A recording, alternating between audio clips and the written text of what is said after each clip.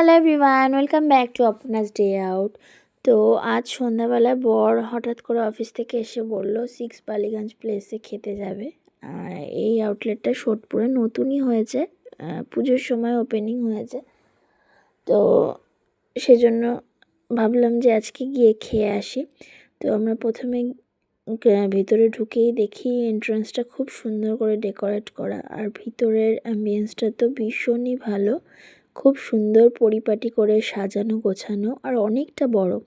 ওই কোণার দিকে দেখো বাফেট রয়েছে, ওটাও 1200 টাকার মধ্যে। তো অনেক কিছু ছিল প্রিপারেশন। আর এটা আমাদের মেনু কার্ডটা দেখো খুব সুন্দর।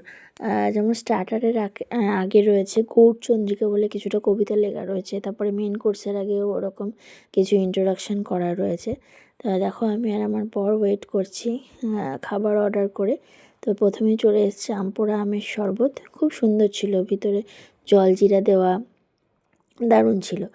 আর আমরা অর্ডার করেছিলাম ডাল, ঝুরি আলু ভাজা, পটলের দোরমা আর মাটন, আর এই গ্রিন চিলি আর গন্ধরাজ লেবু তো থাকেই।